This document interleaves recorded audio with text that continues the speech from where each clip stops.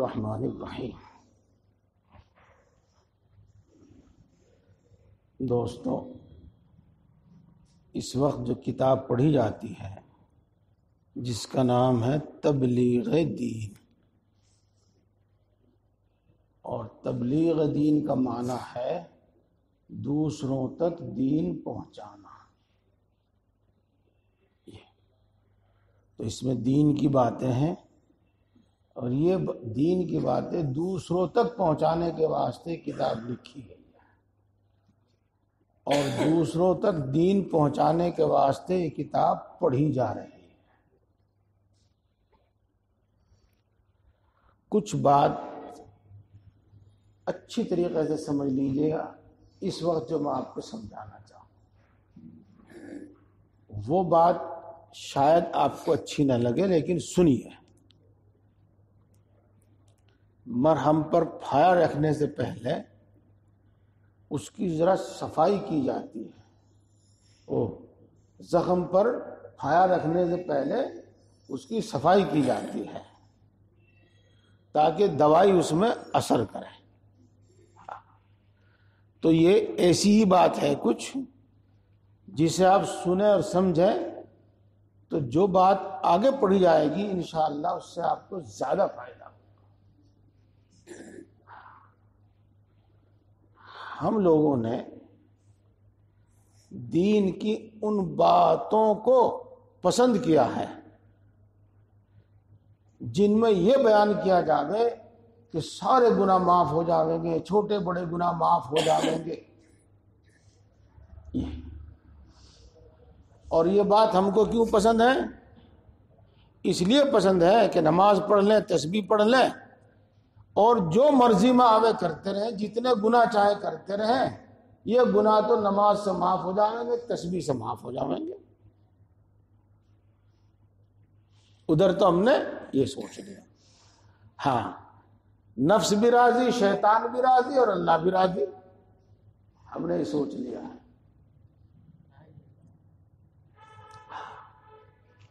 دوسرے، ہمیں وہ بات بتا دی جاویں جس سے ہمارے قرضے دور ہو جاویں، قرضے ادا ہو جاویں، ہمیں وہ بات بتا دی جاوے جس سے ہمارا کاروبار چل جاوے، ہم اس سے وہ بات بتائی جاوے جس سے مقدموں میں جیت جاویں۔ غرض یہ، جب یہ بات بتائی جاتی ہے بڑی خوشی ہوتی ہے، بڑی اچھی لگتی ہے، اور جو شخص یہ بات بتاتا ہے وہ اور اس کی بات بڑی اچھی لگتی ہے، جس کا مطلب یہ ہے کہ ہمیں تو دنیا چاہیے، چاہے جس طرح مل جاوے، چاہے وہ نماز روزہ کر کے مل جاوے اور چاہے وہ بھاگ دوڑ کر کے مل جاوے۔ دوستو، ہمارا رخ صحیح نہیں ہوا ابھی، نہ ہمارا رخ صحیح نہیں ہوا، ہماری سوچ صحیح نہیں ہوئی۔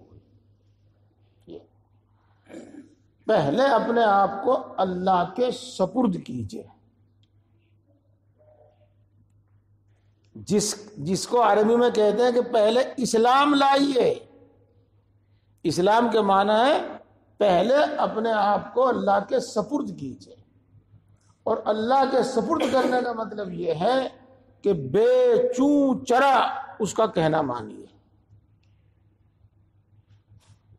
یہ جب آپ یہ کام کریں گے تو انشاءاللہ مومن، مسلمان، متقی کہلائیں گے۔ کہلائیں گے نہیں، ہو جائیں گے جی، اور صحیح راہ پر آ جائیں گے، جس کو کہتے ہیں ہدایت۔ اور پھر اس کے بعد اللہ تبارک تعالیٰ کی طرف سے رحمت ہوتی ہے۔ اور اگر ہم اپنے آپ کو اللہ کے سپرد نہ کریں، بے چوں چرا اس کا حکم نہ مانیں، تو بس پھر تو نہ معلوم کیا معاملہ ہوگا۔ اچھا، اگر ہماری مرضی کے مطابق ہوگا تو وہ کیوں ہوگا، ہماری مرضی کے خلاف ہوگا تو کیوں ہوگا، کچھ پتہ نہیں۔ اس لیے کہ بعض مرتبہ اللہ تبارک و تعالیٰ اپنے نافرمان بندوں کو بھی اتنا دیتا ہے کہ اپنے فرما بردار بندوں کو نہیں دیتا۔ تو بہرحال دین کی بات سنیے اور سمجھیے اور بے چوں چرا اس پر عمل کیجیے. وہ بات مرضی کے موافق ہے تب، اور مرضی کے خلاف ہے تب. اسی طرح کی باتیں اس کتاب میں بیان کی جاتی ہیں. انہی باتوں میں سے ایک بات چل رہی ہے غیبت. غیبت حرام ہے. قرآن پاک میں اس سے صاف صاف منع کیا گیا ہے وَلَا يَغْتَبْ بَعْضُكُمْ بَعْضًا. اس آیت شریفہ میں یہی حکم دیا گیا ہے. اور قرآن پاک میں غیبت کرنے کو ایسا بتایا ہے جیسا کہ اپنے مردہ بھائی کا گوشت کھانا. اس کا کیا مطلب ہے وہ تو لمبی بات ہے، لیکن بس میں اتنی بات بتا دوں جو آسانی سے سمجھ میں آ جاوے کہ کوئی شخص مردہ کا گوشت کھانا پسند نہیں کرتا، اور اپنے بھائی کو تو بڑے احترام سے نہلا کے کفنا کے دفناتا ہے، اس کا گوشت کھانا پسند نہیں کرتا. تو جس طریقے سے ہمیں کسی مردہ آدمی اور بلکہ اپنے مردہ بھائی کا گوشت کھانا ناپسند ہے، ایسے ہی ہمیں غیبت ناپسند ہونی چاہیے. یہ مطلب ہے اس آیت شریفہ کا. اب سمجھ لو کہ غیبت سے بچنا ضروری ہے کہ نہیں. پھر آپ کو حدیث پاک بھی سنائی گئی تھی، وہ سمجھ میں نہیں آتی. ہاں بتاؤں گا کیوں نہیں سمجھ میں آتی. حدیث پاک میں آیا ہے الغیبت اشد من الزنا. غیبت کرنا زنا سے بھی بڑا گناہ ہے. اب کیوں سمجھ میں نہیں آتی؟ غیبت میں ہم مبتلا ہیں، غیبت کو ہم نے معمولی بات سمجھ لی ہے. زنا ہماری نگاہ میں بڑا گناہ ہے، بڑی برائی ہے. اب یہ سمجھ میں نہیں آتی کہ غیبت زنا سے بڑا کیسے ہو سکتا ہے. بھائی جب اللہ رب العزت صاف صاف فرما رہے ہیں تو پھر تو بڑا ہی ہے، اس سے زیادہ بھاری ہے. پھر تو اس میں تو کوئی بات سوچنے سمجھنے کی ہے ہی نہیں، تو صاف بات ہے بالکل. یہ ہمارا طرز عمل ہے. ایک کو ہم نے ہلکا سمجھا، ایک کو ہم نے بھاری سمجھ لیا. ہاں معاف کیجئے گا، سور کھانا بھی حرام اور شراب پینا بھی حرام. بہت سے لوگ شراب پیتے سور سے بچتے ہیں. کیوں؟ کہ شراب پینا ان کی نگاہ میں کوئی بڑا بھاری کام نہیں، کوئی برا کام نہیں ہے، بھی تو اتنا برا نہیں، اور سور کھانا برا ہے. تو بہرحال اس سے اندازہ ہو گیا ہمیں کہ غیبت کتنا بڑا گناہ ہے. اور جب ہم غور کریں تو اس کی جو تباہ کاریاں ہیں، اس کے جو نقصانات ہیں، اس سے ہمیں اندازہ ہوتا ہے کہ واقعی یہ زنا سے بھی بڑھ کر گناہ ہے. اس کی کچھ تفصیل آپ کو 2 مہینے سے بتائی جا رہی ہے. بتایا گیا تھا کہ پیٹھ پیچھے کسی کی برائی کرنا، وہ برائی جو واقعی اس کے اندر موجود ہے، وہ عیب بیان کرنا جو واقعی اس کے اندر موجود ہے، اس کو غیبت کہتے ہیں. جبکہ اس بیان کرنے کا مقصد اس کی توہین اور اس کو حقیر، دوسروں کی نگاہوں میں ذلیل اور رسوا کرنا مقصود ہے. اور اگر کسی ضرورت سے آدمی کی وہ کمی، وہ عیب، وہ برائی بیان کرے تو پھر غیبت نہیں. یہ بات 2 مہینے تک آپ کو تفصیل سے بتائی ہے، سمجھائی ہے. آج پھر ان کو لوٹایا جاوے تو بات وہیں کی وہیں رہ جاوے گی. ہاں اب آگے چلتے ہیں، اگلی بات آپ سمجھ جائیں.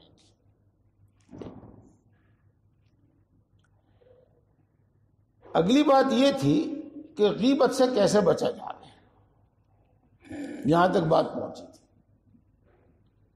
تو دوستو اس کا علاج میں نے بتایا تھا. کیا؟ پہلا علاج تو یہ ہے کہ غیبت کی جو سزا قرآن پاک میں بیان کی گئی، حدیث پاک میں بیان کی گئی، اس کو بار بار پڑھو، اس کو بار بار سنو۔ الحمدللہ ہم مومن ہیں، ہمارے دلوں میں ایمان ہے، اور ایمان کی تاثیر یہ ہے کہ جب کوئی برائی، کچھ گناہ بیان کیا جاتا ہے تو ہمارے دل میں اس سے نفرت پیدا ہوتی ہے ایمان کے تقاضے کے ساتھ۔ تو انشاءاللہ اس سے غیبت کی برائی ہمارے دل میں پیدا ہوگی، اور جب غیبت کی برائی دل میں پیدا ہوگی تو پھر ہم چھوڑ دیں گے۔ آدمی پہلے پسند کرتا ہے پھر خریدتا ہے، اور اسی طرح آدمی پہلے ناپسند کرتا ہے پھر پھینک دیتا ہے۔ جس عمل کو آدمی پسند کرے گا، چاہے وہ برا ہو یا بھلا، تو اس کو کرے گا، اور جس عمل کو آدمی ناپسند کرے گا، برا سمجھے گا، تو آج نہیں تو کل اس کو چھوڑ دے گا۔ یہ اس کے بعد پھر بتلایا تھا کہ جب غیبت کا وقت آوے، مثال کے طور پر اس وقت آدمی مجاہدہ کرے۔ مجاہدہ کرنے کا مطلب یہ ہوتا ہے کہ طبیعت پر کتنا بھی تقاضا ہو، کہ طبیعت میں کتنا بھی تقاضا ہو، لیکن اپنے آپ کو روکے اس سے۔ اور یہ دو کام انشاءاللہ العزیز ایسے ہیں کہ ان سے غیبت چھوٹ جائے گی۔ یہ تیسری بات یہ بتائی تھی کہ ایسے موقعوں پر، یعنی گناہ کے تقاضے کے وقت، اپنے آپ کو نفس و شیطان کے حوالے نہیں کر دینا چاہیے۔ وہ گناہ کبھی نہیں چھوٹنے کا، بڑھاپے تک نہیں چھوٹنے کا، بلکہ یہ دو کام کرے، اور تیسرا کام اللہ سے دعا کرے، مجھے اس گناہ سے بچا لے، مجھے اس برائی سے بچا لے۔ تین کام یہ خود انسان کے کرنے کے ہیں، اور چوتھا کام اپنے شیخ کو اس کی اطلاع کرے۔ جی ہاں، شیخ باپ سے بھی زیادہ مہربان ہوتا ہے۔ شیخ یہ سمجھتا ہے کہ اس کی تربیت میرے ذمہ ہے، تو وہ اس کو طرح طرح سے سمجھاتا بھی ہے، اور وہ دعا بھی کرتا ہے وغیرہ۔ اس سلسلے میں بھی پچھلے مہینے کچھ بتایا تھا۔ اب سنیے، نفس کو غیبت سے روکنے کی تدبیر یہ ہے کہ غیبت کی سزا اور نقصان میں غور کرو۔ یہ پہلی بات جو بتائی تھی۔ حدیث میں آیا ہے کہ آگ جو گھاس میں اثر کرتی ہے، غیبت اس سے زیادہ جلدی اور زیادہ اثر مسلمانوں کی نیکیوں میں کرتی ہے۔ یعنی غیبت کرنے سے نیک اعمال جل جاتے ہیں، یہ سمجھا، ختم ہو جاتے ہیں۔ اس کو اس طرح بھی سمجھ لیجئے گا، یہی حدیث پاک ہے، یہ الگ سے حدیث پاک ہے، بہرحال ہے حدیث پاک، اور وہ یہ ہے کہ جو آدمی غیبت کرتا ہے اس کی نیکیاں اس کو دے دی جاتی ہیں جس کی غیبت کی گئی ہے، تو نیکیاں ختم، نیکیاں برباد۔ یہ روزہ رکھا، غیبت کی، روزہ برباد، روزے کا ثواب سب پہنچ گیا دوسرے کو۔ ذکر کیا، نماز پڑھی، تلاوت کی، غیبت کی، تو وہ سب ثواب پہنچ گیا اس کو، جتنا بھی اللہ کے یہاں قانون ہے، جو بھی دستور ہے، ثواب پہنچ گیا اس کو۔ جب ہم اس بات کو سوچیں گے تو کیوں اثر نہیں ہوگا؟ ہوگا، آج نہیں کل ہوگا، اور ضرور ہوگا۔ اور میرے بھائی، جب تک آپ یہ کام نہیں کرنے گے، اگر آپ صرف اس امید پر بیٹھے رہے کہ مجلسوں میں آنے سے، شیخ کی دعا سے، شیخ کی برکت سے، شیخ کی توجہ سے ایسا ہو جائے گا، ہونے کا نہیں، میں بتا رہا ہوں آپ کو، ہونے کا نہیں۔ جی ہاں، الٹا نقصان ہوگا۔ کل اور جلدی ہی آپ کے دماغ میں بات آ جاوے گی کہ بھئی اس سے تو ہمیں فائدہ نہیں ہوتا، اس شیخ سے تو، ان سے تو ہمیں کوئی فائدہ نہیں ہوتا، ان سے تو ہماری اصلاح نہیں ہوتی، یہ بات آ جائے ہیں۔ جیسے واقعات میں نے آپ کو پچھلے مہینے سنائے تھے، ہیں اس طرح کے واقعات، ہاں، لیکن یہ تو اتفاقیات ہیں، یہ بہت مجاہدات کے بعد پھر اس طرح کی کوئی کرامت یا اس طرح کا کوئی فیض ظاہر ہوتا ہے۔ یہ ایک تو یہ سوچا کرو۔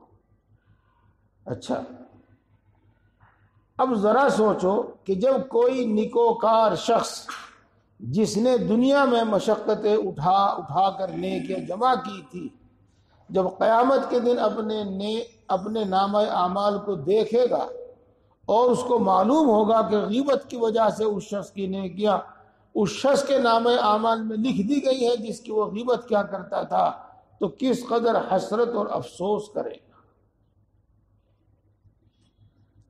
یہ ہے وہ چیزیں سوچنے کی، اور ان سے ہوتی ہے اصلاح۔ محض لچھے دار بیان سننے سے، محض ایسی باتیں سننے سے جس سے دل میں بہت اثر ہوتا ہے، اصلاح نہیں ہوتی۔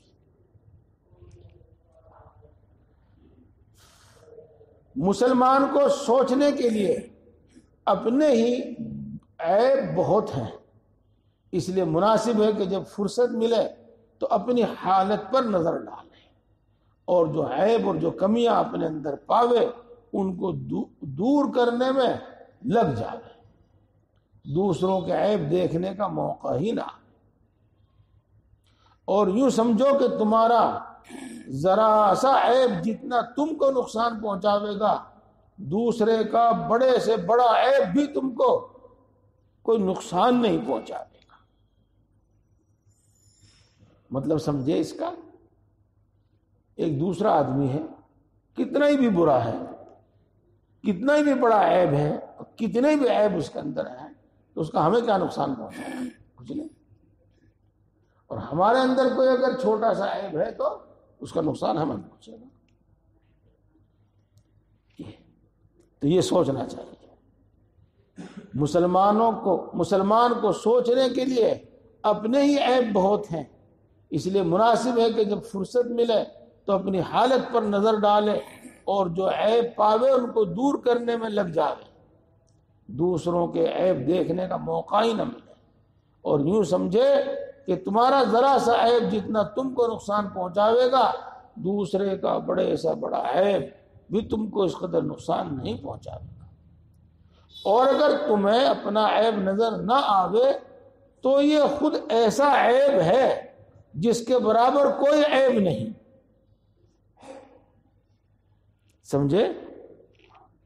اگر آدمی اپنے آپ کو اتنا بھلا، اتنا نیک، اتنا اچھا سمجھ لے اور یہ سوچے کہ تیرے اندر کوئی برائی نہیں ہے، تو صرف یہی ایک خیال اتنا برا خیال ہے جو سب برائیوں پر غالب ہے۔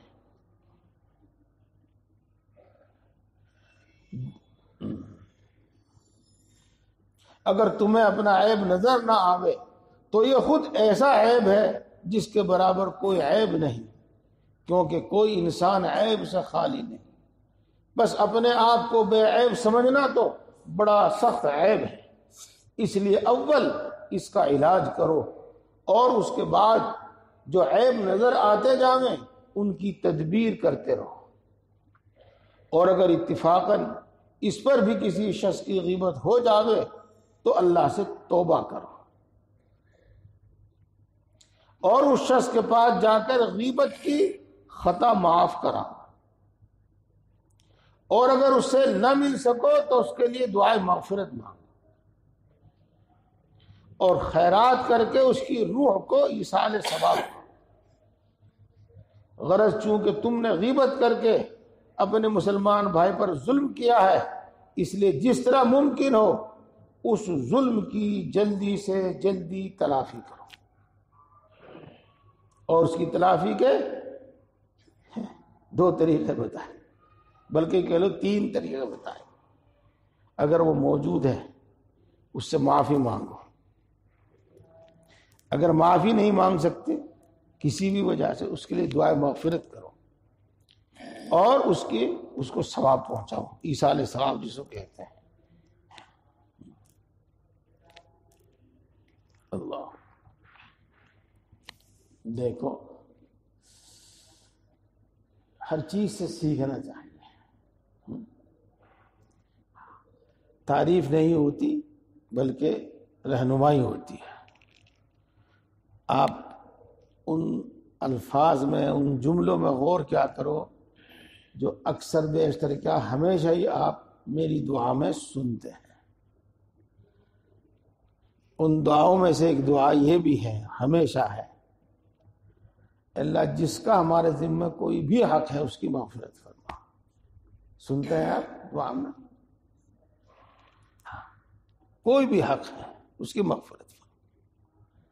ہم نے کسی کی غیبت کی ہے تو اس کی مغفرت فرما دیں.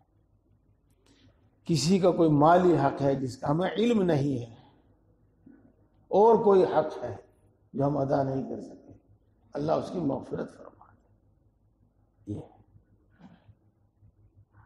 اسی طریقے سے جس نے ہم پر کوئی احسان کیا، اس کے احسان کا بدلہ ایک یہ بھی ہے کہ اس کے لیے دعائے مغفرت کی جائے.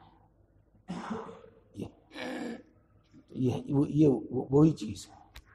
اور الحمدللہ وہ انہی کتابوں کے پڑھنے سے کچھ سمجھ میں آئی ہے تو وہ شامل کی گئی ہے. یہاں بات پوری ہو. زبان سے آدمی کتنے گناہ کرتا ہے ان کا بیان چل رہا ہے.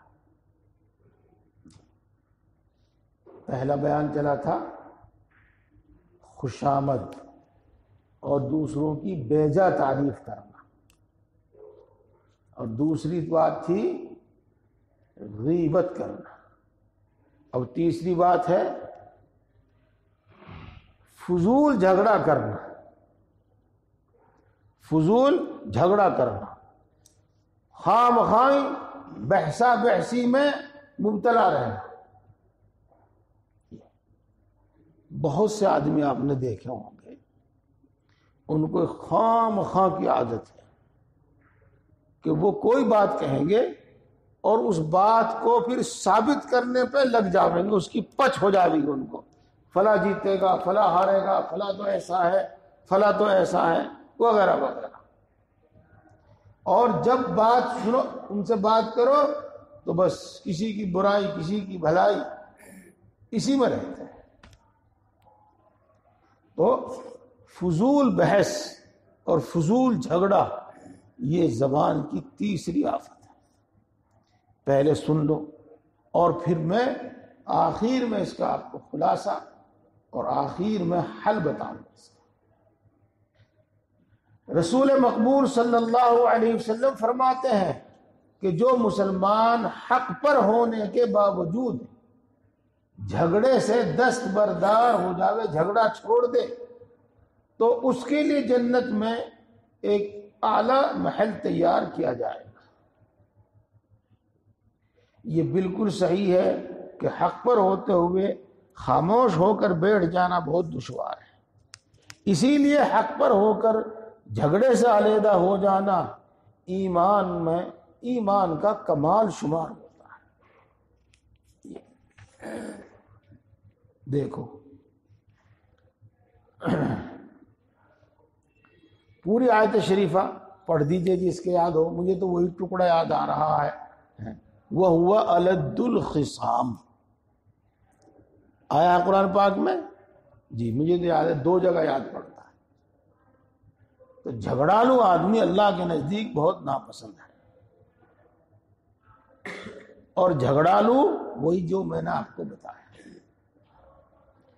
حتی الامکان اس کا خیال رکھو کہ دور رہو، درگزر سے کام لو. جس سے اپنی بات نہ بنے، جس سے اپنا معاملہ صحیح نہ ہو، تھوڑی دوری بنا لو، بس ختم. تاکہ نہ زبان سے جھگڑا ہو، نہ ہاتھ سے جھگڑا ہو، نہ قانون میں جھگڑا ہو، بس تھوڑی دوری بنا لو. اور اس دوری میں یہ نہ ہو کہ آدمی سلام کلام بھی چھوڑ دے. نہیں، سلام کلام نہ چھوڑے، سلام کلام کرتا رہے، بلکہ خیر خیریت پوچھتا رہے، لیکن کوئی معاملہ، کچھ لین دین کوئی اور نزدیکی نہ بنا، کیونکہ پھر جھگڑا۔ ایک بات۔ دوسری بات یہ ہے کہ کوئی بھی موقع ہو، اگر آپ نے کوئی بات کہی اور اگلا مان جاوے تو ٹھیک، اگلا نہیں مانتا تو آپ اپنی بات دوبارہ کہہ دیجیے گا، 12 کہہ دیجیے گا، آپ دلیل دے دیجیے گا، اور اس کے بعد خاموش، پھر چھوڑ دیجیے گا۔ پھر وہ جانے، اس کا اللہ جانے، مانتا نہیں مانتا، خاموش ہوتا ہے نہیں ہوتا۔ بہت مرتبہ آدمی اپنی صحیح بات کو ثابت کرنے میں بھی اتنا آگے بڑھ جاتا ہے کہ وہ خود غلطی میں مبتلا ہو جاتا ہے اور لوگ اس کو برا سمجھنے لگتے ہیں۔ اس لیے زیادہ نہیں بلکہ حق بات صاف کہہ کر بس پھر خاموش ہو جانا۔ جی دیکھو، بات تو وہ دوسری طرح کی ہے، لیکن اس سے یہ بھی سمجھ میں آ جائے گی آپ کے بات۔ ایک قصہ میں نے آپ کو سنایا تھا حضرت مولانا مسیح اللہ خان صاحب جلال آبادی نور اللہ مرقدہ کا۔ جی ہاں، اور یہ باتیں، اس طرح کی باتیں، چھوٹی چھوٹی باتیں دیکھنے سے جو ہمارے سمجھ میں آیا وہ واقعی بڑی بڑی کتابوں سے سمجھ میں نہیں آیا۔ میں موجود تھا، ایک شخص آیا، قریب اس کی 10 کی 10 انگلیوں میں انگوٹھی تھی، کچھ ہو گیا ایک آدھ دکھا لی، انگوٹھی تھی، کسی انگلی میں 2 بھی تھی۔ تو حضرت کا بڑا بہت ہی دل کو موہ لینے والا انداز تھا۔ کیا ہمیشہ حضرت، ہمیشہ جس طرح تحیات میں بیٹھتے ہیں نا، جس کو کہتے 2 زانو، ایسے بیٹھتے تھے۔ کبھی ہم نے ان کو اس طرح بیٹھے ہوئے نہیں دیکھا، کبھی نہیں دیکھا اس طرح بیٹھے۔ درس دیتے تھے، واعظ فرماتے تھے، 2 گھنٹے 3 گھنٹے اسی نشست پر بیٹھے رہتے تھے۔ ان کی ہمت، حوصلہ، جو بھی کچھ کہیے گا۔ ہاں، جب کوئی شخص آتا تھا تو سب کچھ چھوڑ کر، قلم، کاغذ، سب کچھ رکھ کے پورے دونوں ہاتھوں سے مصافحہ کرتے تھے۔ انگلیوں کے پوروں سے نہیں ہوتا تھا مصافحہ، ایک ہاتھ سے نہیں ہوتا تھا، بلکہ دونوں ہاتھوں سے پورا مصافحہ کرتے تھے، اور پھر پوچھتے تھے اس کی بات۔ پوری بات پوچھنے کے بعد پھر جو نصیحت کرنی ہوتی تھی نصیحت کرتے تھے، اور اس کے حسب حال دعا دیتے تھے، اور اس کے بعد پھر فوراً ہی مصافحہ کر کے اس کو رخصت کر دیتے تھے، اپنے کام میں لگ جاتے تھے، نہ اپنا وقت ضائع نہ اس کا وقت ضائع۔ اور کمال کی بات یہ ہے کہ فجر کی نماز سے لے کر اور عشاء کی نماز تک 12 مہینے کا کوئی بھی موسم ہو، دن میں آرام نہیں کرتے تھے۔ اور کمال کی بات یہ ہے کہ دروازہ ہر وقت کھلا رہتا تھا، جب آؤ آتی بات کرو۔ جی، یہ چیزیں الحمدللہ اپنی آنکھوں سے دیکھی ہوئی۔ بہرحال وہ شخص آیا، سلام مصافحہ ہوا، تو حضرت نے فرمایا، بھائی یہ اتنی انگوٹھیاں کیوں پہن رکھی ہیں؟ زیادہ ایک انگوٹھی پہنی جا سکتی ہے چاندی کی 4.5 ماشے تک کی، اس سے زیادہ تو جائز نہیں ہے۔ دیکھو، امر بالمعروف نہی عن المنکر بھی ہو گیا، اور اسی میں امر بالمعروف بھی آ گیا، نصیحت بھی ہو گئی۔ لیکن بہت سارے لوگ تربیت یافتہ تو ہوتے ہی نہیں، ان کو بیچاروں کو گھر کی عقل بھی نہیں ہوتی۔ اب وہ شخص بیان کرنے لگا کہ جی اس میں فلانا نگینہ لگا ہوا ہے، اس کی یہ تاثیر ہے، اس میں فلانا نگینہ لگا ہوا ہے، اس کی یہ تاثیر ہے۔ اس نے یہ باتیں بیان کرنی شروع کر دی، یہ میں نے اس لیے پہن رکھی، یہ میں نے اس لیے پہن رکھی۔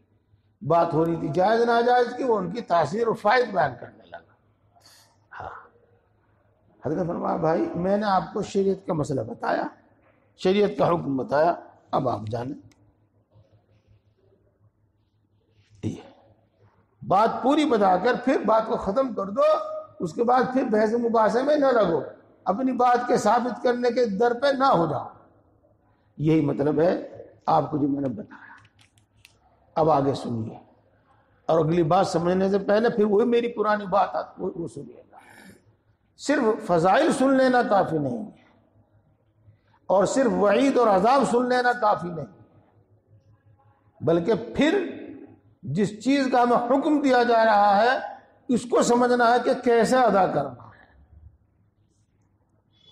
جس چیز سے ہمیں منع کیا جا رہا ہے پھر اس کو سمجھنا ہے کہ ہمیں کیسے اس کو چھوڑنا ہے۔ آدھی ادھوری بات سے، اندھے بہرے ہو کر ٹوٹ کر پڑنے سے آدمی شریعت پر صحیح عمل نہیں کر سکتا،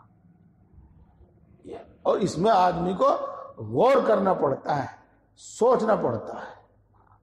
دیکھو عربی کا لفظ ہے کہ جھگڑے اور نزاع کی حقیقت۔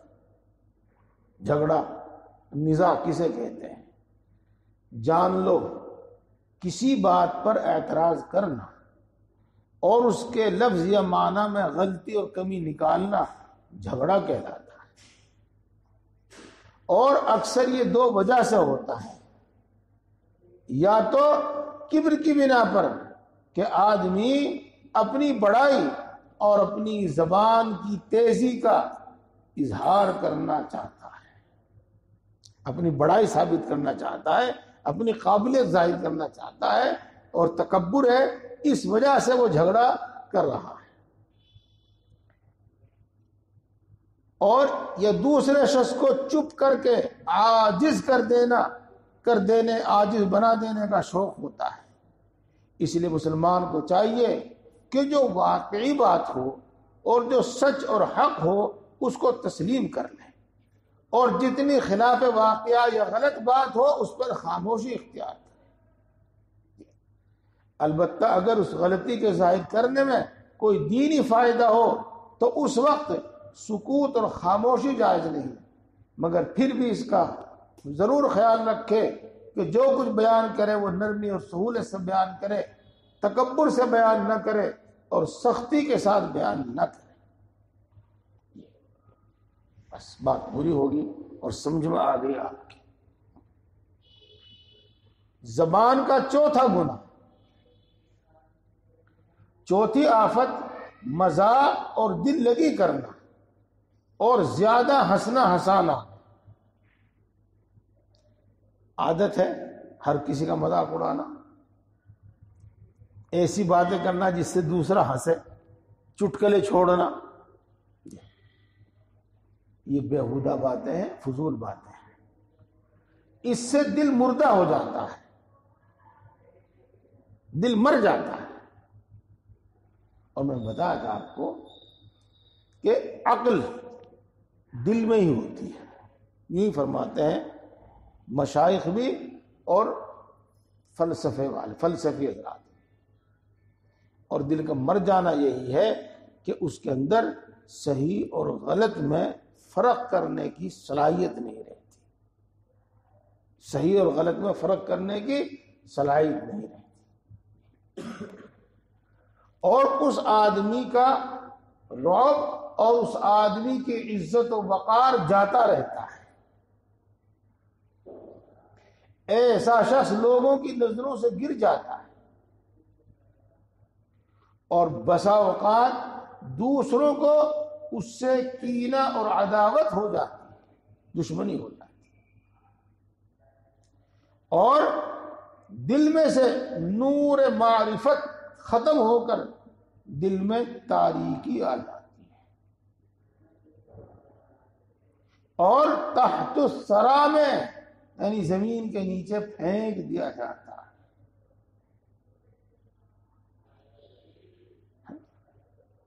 ہنسی مذاق کرنا، زیادہ بول کر اپنی قابلیت دکھانا، اپنا رعب دکھانا، دوسرے کو خاموش کر کے لاجواب کر کے اس کو ذلیل کرنا، اپنے کو کتنا بھی پسند ہو، کتنا بھی اچھا لگتا ہو، لیکن یہ نقصان سن لو، اور دوبارہ پھر سن لو. اس سے دل مردہ ہو جاتا ہے، آدمی کا رعب اور عزت و وقار جاتا رہتا ہے، ایسا شخص لوگوں کی نظروں سے گر جاتا ہے، اور بہت مرتبہ دوسروں کو اس سے کینہ اور دشمنی، عداوت پیدا ہو جاتی ہے، اور دل سے نور معرفت چلا جاتا ہے، دل میں تاریکی آ جاتی ہے، اور زمین کے نیچے تحت ثری میں پھینک دیا جاتا ہے. میرے دوستو، نماز بڑی اہم عبادت ہے، ذکر بڑی اہم اور بڑی فضیلت کی عبادت ہے، لیکن ان چیزوں کا اپنے اندر سے نکال دینا بھی اتنا ہی اہم ہے، ورنہ یہ عبادتیں ہمیں فائدہ نہیں دیتی، ان کا ثواب بھی ضائع ہوتا رہتا ہے. خوب سمجھ لو. یہاں تک ایک بات ہو گئی، پھر سمجھ لیجیے گا. اگر آپ نے اتنی ہی بات سنی تو آپ اس پر عمل نہیں کر سکتے، اور شیطان آپ کو بہت دور پھینک کر آ گیا. ہم نے تو بڑے بڑوں کو اچھے اچھے کو مذاق کرتے ہوئے دیکھا جی، بڑے بڑے مولانا، بڑے بڑے حضرت جی مذاق کریں گے. اب یا تو آپ اس بات کو غلط سمجھیں گے، یا ان بزرگوں کو غلط سمجھیں گے، ان علماء کو غلط سمجھیں گے. تو پوری بات سمجھ لینی چاہیے. سنو، البتہ تھوڑی سی ہنسی مذاق میں کچھ حرج نہیں ہے.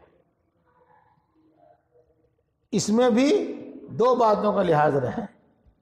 نمبر ایک، کسی کا دل نہ دکھے، کسی کی بے عزتی اور رسوائی نہ ہو، اور جھوٹ نہ ہو. اسی کا نام ہے بھائیو تربیت. میں آپ کو سمجھا رہا ہوں، نماز کی اہمیت بالکل نہیں کم کرتا، ذکر عبادت کی اہمیت بالکل نہیں کم کرتا، وہ ایسی ہے جتنی وہ اہم ہے.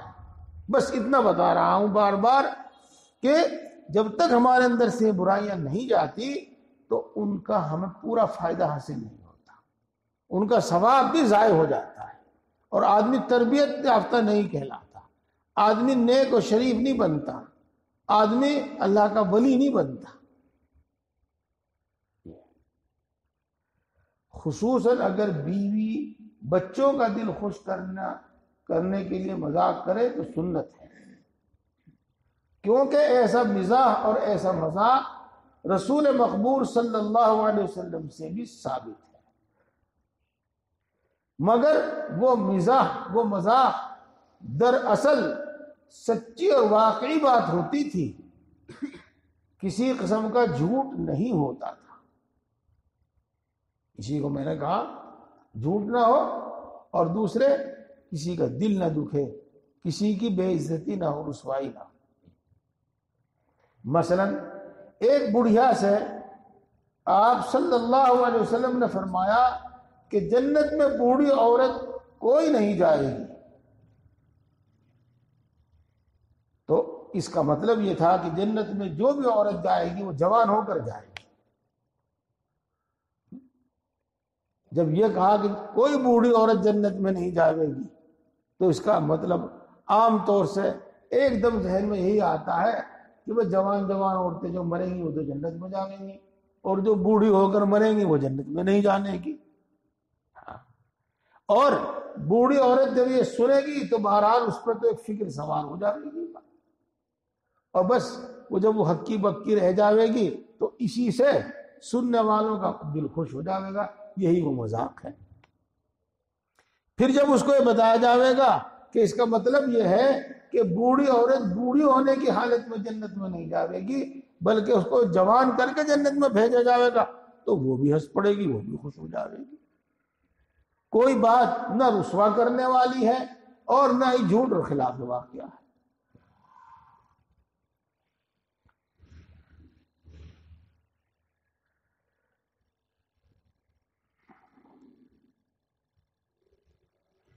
ایک دفعہ حضرت صہیب رضی اللہ تعالی عنہ چھوارا کھا رہے تھے اور ان کی آنکھ دکھ رہی تھی، تو رسول اللہ صلی اللہ علیہ وسلم نے فرمایا صاحب آنکھ تو دکھ رہی ہے اور چھوارا کھا رہے ہو۔ آنکھ دکھتی ہے گرمی سے، گرمی ہو جاتی ہے اور چھوارا بھی گرم ہے، اب گرم چیز کھانے سے اندر گرمی اور بڑھے گی، اور جب اندر گرمی بڑھے گی تو آنکھ جو دکھ رہی ہے اور زیادہ دکھنی آ جائے گی اور دیر میں تو اچھی ہوئے گی۔ انہوں نے مذاق میں جواب دیا کہ اے اللہ کے رسول صلی اللہ علیہ وسلم، جس طرف کی آنکھ دکھ رہی ہے میں اس طرف سے نہیں کھا رہا ہوں، بلکہ جس طرف کی آنکھ نہیں دکھ رہی ہے میں تو اس طرف سے کھا رہا ہوں۔ ظاہر بات ہے کہ یہ بھی مذاق ہی ہے، دائیں جاڑ سے کھاوے یا بائیں جاڑ سے کھاوے، جاوے گا تو حلق میں ہی، جاوے گا تو پیٹ میں ہی، اور جو وہ اثر کرے گا دونوں صورت میں وہ اثر ہوگا، لیکن یہ صرف ایک مذاق تھا۔ یہاں بات ہو، دیکھو جو بات بیان کی جا رہی ہے وہ تو آپ کو سمجھا بھی دی گئی، آپ نے سمجھ بھی لی، لیکن اسی کے سے اور بہت ساری بات سمجھ میں آتی ہے۔ کیا؟ پرہیز سنت ہے،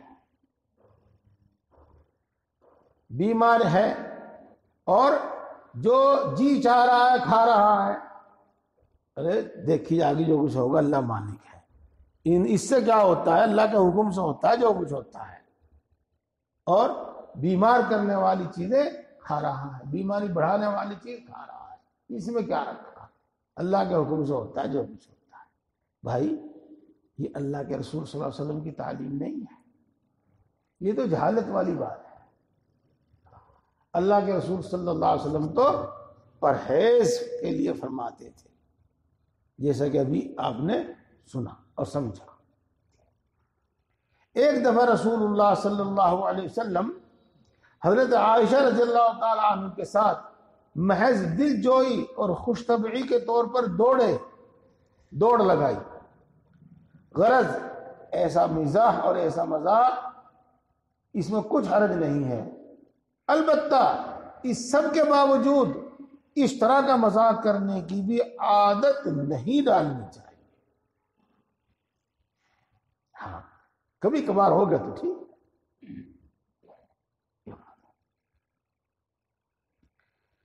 پانچویں آفت، کسی کی منہ پر تعریف کرنا۔ اکثر واعظوں اور دنیا دار علماء اور مسلمانوں کی عادت ہے کہ وہ مالداروں کی اور عہدے والوں کی تعریفیں کرتے ہیں اور ان کی شان میں بڑے بڑے قصیدے لکھتے ہیں اور ان کو نذرانے کے طور پر پیش کرتے ہیں، حالانکہ اس میں 4 خرابیاں ہیں۔ یہ دیکھو تفصیل آ رہی ہے۔ علی الاطلاق تو میں نہیں کہہ سکتا، میں نے اس میں سوچا نہیں، غور نہیں کیا، لیکن آپ کو سمجھانے کے واسطے کہتا ہوں میں، کبھی کبھی، بلکہ کبھی کبھی نہیں، اکثر و بیشتر کسی مہمان کے آنے پر اس کو سپاس نامہ پیش کرتے ہیں لوگ لکھ کر۔ اہل علم تو سمجھ گئے ہوں گے، آپ شاید نہ سمجھیں، اس میں مقصد بس یہی ہے خوشامد اور ان سے نذرانہ وصول کرنا۔ اس میں 4 خرابیاں، بہت تعریف کرنے والے کے حق میں ہیں، اور 2 برائیاں جس کی تعریف کی گئی ہے اس کے حق میں ہیں۔ جب آدمی کسی کی بیجا تعریف کرتا ہے تو اس میں 4 برائیاں ہیں، 2 برائیاں اور 2 نقصان تو تعریف کرنے والے کے ہیں، اور 2 برائیاں اور 2 نقصان اس کی ہیں جس کی تعریف کی جاتی ہے۔ سمجھے؟ 2 برائی 2 نقصان تعریف کرنے والے کے، اور 2 برائی اور 2 نقصان جس کی تعریف کی گئی اس کے۔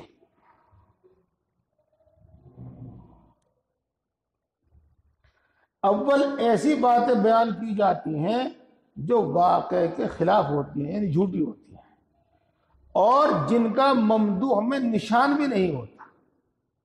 ظاہر ہے کہ یہ سری جھوٹ ہے جو کبیرہ گناہ ہے، ظاہر ہے کہ سری جھوٹ ہے اور یہ کبیرہ گناہ ہے۔ ہاں، وزیر صاحب، منتری صاحب، چودھری صاحب، پردھان جی، معتمم صاحب، ناظم صاحب، ان کو تو بیچاروں کو مزہ ہی نہیں آتا جب تک جھوٹی تعریف نہ کی جاوے، ان کی بیجا تعریف نہ کی جاوے ان کی۔ اور ان کا قرب حاصل کرنے کے واسطے آسان سی صورت ہے یہ کہ ہر وقت ان کی تعریف کرتے رہو، جا بجا ہر وقت تعریف کرتے رہو۔ تو دیکھو یہ سری جھوٹ ہے اور کبیرہ گناہ ہے۔ دوم، محبت کا لمبا چوڑا اظہار کرتے ہیں، حالانکہ دل میں خاک بھی محبت نہیں ہوتی، اور یہ کھلا ریاکاری ہے اور یہ نفاق ہے جو گناہ ہے اور حرام ہے، یعنی یہ بھی گناہ کبیرہ ہے۔ آگے بات سمجھ چلی میں؟ سمجھ لیجئے، کوئی بات نہیں کہ سب نہ سمجھیں گے، جن کو جس چیز کا واسطہ پڑتا ہے وہ جلدی سمجھ جاتے ہیں۔ ایک تو ہے مضمون نگاری اور ایک ہے جھوٹ نگاری۔ وہ جھوٹ نگاری کے ساتھ جب کسی کو خوش کیا جاتا ہے اور جس کی سوانح لکھی جاتی ہے اور جس کی محفل میں مجمع میں تعریف کی جاتی ہے، اس میں سری حرام کا ارتکاب اور سری گناہ کبیرہ کا ارتکاب۔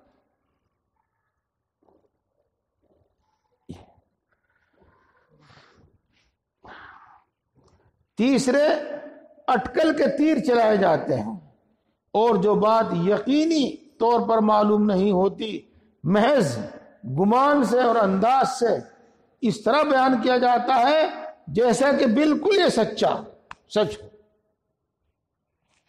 مثلا یہ کہ آپ بڑے متقی ہیں، نہایت منصف مزاج ہیں، بس اس طرح کی باتیں کرتے ہیں۔ میری بعض باتیں بڑی کھلتی ہیں لیکن سچ ہے۔ ایک ناظم بن جاوے تو 3 نسلیں اس کی با کمال ہو جاتی ہیں، با کمال۔ ایک اس کے باپ دادا اور ایک وہ اور ایک اس کے بیٹے پوتے۔ یہ ہے وہ جھوٹی تعریف، جھوٹی تعریف۔ رسول مقبول صلی اللہ علیہ وسلم فرماتے ہیں کہ کسی کی تعریف کرنی ہو تو یوں کہا کرے کہ میرا گمان یہ ہے کہ وہ ایسے ہیں، آپ ایسے ہیں۔ جب کہے کہ واقعی میں ایسا سمجھتا ہوں تو جھوٹ ہوگا، کیونکہ ظنی باتوں کو واقعی باتیں بیان کرنا کسی بھی طرح جائز نہیں ہے۔ چوتھی، اگر ظالم اور فاسق کی تعریف کی جاتی ہے اور وہ اپنی تعریف سے خوش ہوتا ہے تو فاسق کو خوش کرنے والا بھی فاسق ہے اور اللہ کا نافرمان ہے۔ اور حدیث پاک میں آیا ہے کہ فاسق کی تعریف کرنے سے اللہ تبارک و تعالیٰ کا عرش کانپ اٹھتا ہے۔ حضرت حسن رضی اللہ تعالی عنہ فرماتے ہیں کہ فاسق کی زندگی اور عمر، فاسق کو زندگی اور عمر کی زیادتی کی دعا کرنے والا شخص بھی فاسق ہے، کیونکہ وہ یہ چاہتا ہے کہ فسق و فجور دنیا کے اندر موجود رہے اور مدت تک باقی رہے۔ ظالم اور فاسق شخص کی برائی کرنی چاہیے تاکہ گھبرا کر ظلم اور معصیت چھوڑ دے، نہ کہ اس کی تعریف۔ یہ باتیں سن رہے ہیں آپ، سمجھ رہے ہیں، پھر اس کتاب کو دوبارہ پڑھنا، یہ یاد آئیں گے انشاءاللہ، سمجھو گے آپ۔ جس کی تعریف کی جاتی ہے اس کو 2 نقصان یہ ہوتے ہیں۔ اول یہ کہ وہ مغرور ہو جاتا ہے اور اپنے آپ کو تعریف کے قابل سمجھنے لگتا ہے، اپنے آپ کو باکمال سمجھنے لگتا ہے، چاہے اس کے اندر خاص بھی کمال نہ ہو، حالانکہ یہ اس کی ہلاکت اور تباہی کی جڑ ہے۔ حدیث شریف میں آیا ہے کہ ایک شخص نے مجمع میں اپنے دوست کی تعریف کی تو رسول مقبول صلی اللہ علیہ وسلم نے فرمایا کہ تم نے تو اپنے دوست کی گردن ہی کاٹ دی۔ مطلب یہ ہے کہ اس کے نفس میں خود پسندی اور بڑائی پیدا کر کے اس کو ہلاک کر دیا۔ دوسرے کے اپنی تعریف سن کر وہ پھولتا ہے، خوش ہوتا ہے اور اچھے اعمال میں سست پڑ جاتا ہے۔ جب بغیر کرے اس کو تعریف حاصل ہو رہی ہے تو کرنے کی کیا ضرورت ہے اس کو؟ حدیث میں آیا ہے کہ مسلمان بھائی کو کند چھری سے ذبح کر دینا اس سے بہتر ہے کہ اس کے منہ پر اس کی تعریف کی جائے، کیونکہ قتل سے تو دنیائی کی زندگی برباد ہوتی ہے، اور ان برے نتیجوں سے جن کا ہم نے ذکر کیا ہے آخرت کی زندگی برباد ہو جاتی ہے۔ البتہ ان مضرتوں کا اندیشہ نہ ہو اور سچ بات کہے تو تعریف کرنے میں کچھ حرج بھی نہیں ہے، بلکہ بعض اوقات مستحب ہے اور اجر کا ثواب کا سبب ہے۔ چنانچہ رسول مقبول صلی اللہ علیہ وسلم نے بعض صحابہ رضی اللہ تعالی عنہ کی تعریف فرمائی۔ مثلا آپ صلی اللہ علیہ وسلم نے دنیا کے تمام ایمان والوں کو ابو بکر رضی اللہ تعالی عنہ کے ایمان کے ساتھ وزن کیا تو ابو بکر رضی اللہ تعالی عنہ کا ایمان وزنی پایا گیا۔ نیز فرماتے تھے کہ اگر میرے بعد کوئی نبی ہوتا تو عمر بن خطاب رضی اللہ تعالی عنہ ہوتے۔ گویا حضرت عمر رضی اللہ تعالی عنہ میں نبوت اور رسالت کی قابلیت کا اظہار فرمایا، پر چونکہ صحابہ رضوان اللہ تعالی علیہ مجمعین میں خود پسندی اور عمل میں کوتاہی کا کوئی اندیشہ نہ تھا، اس لیے ان میں نشاط اور چستی پیدا کرنے کے لیے یہ تعریف کی۔ دیکھو، بیان سے، الفاظ سے بہت کچھ بدل جاتا ہے۔ اگر کوئی بڑا آدمی ہے اور اس کی آپ واقعی کوئی بیان تعریف کرتے ہیں اور حاصل اس کا یہ ہوتا ہے کہ چھوٹے اس پر اعتماد کریں، چھوٹے اس کی بات مانیں، چھوٹے اس پر اعتماد کریں، تو حد کے اندر رہتے ہوئے اس تعریف کرنے میں کوئی حرج نہیں ہے۔ اور اگر چھوٹے کی آپ اس طرح تعریف کرتے ہیں تاکہ اس کا حوصلہ بڑھے، اس کی حوصلہ افزائی ہو اور کام میں یہ لگے، تو اس میں بھی کوئی حرج نہیں ہے۔ یہ ہے بس ایک حوصلہ افزائی ہے، اس میں کوئی حرج نہیں ہے، اور ایک کسی کے واقعی خوبیاں بیان کرنا جس سے دوسروں کا اس پر اعتماد بڑھے، اس سے نفع اٹھاویں، تو اس میں کوئی حرج نہیں۔ یہ مطلب ہے۔ تعریف کرنے سے تکبر پیدا ہوتا ہے۔ اگر کسی شخص کی کوئی تعریف کرے تو اس کو چاہیے کہ اپنے اعمال اور دل میں آنے والی بات اور وساوس کو دھیان کرے اور سوچے کہ اللہ جانے میرا انجام کس حالت پر ہونا ہے۔ واقعی یہ خوبیاں جو یہ شخص بیان کر رہا ہے اگر مجھ میں موجود ہیں بھی تو بھی ان کا کیا اعتبار ہے، یہ کہ یہ میری نجات اور مغفرت کا سبب بنے گی بھی یا نہیں بنے گی، ان سے مجھے کچھ آخرت میں فائدہ ہوگا بھی نہیں ہوگا۔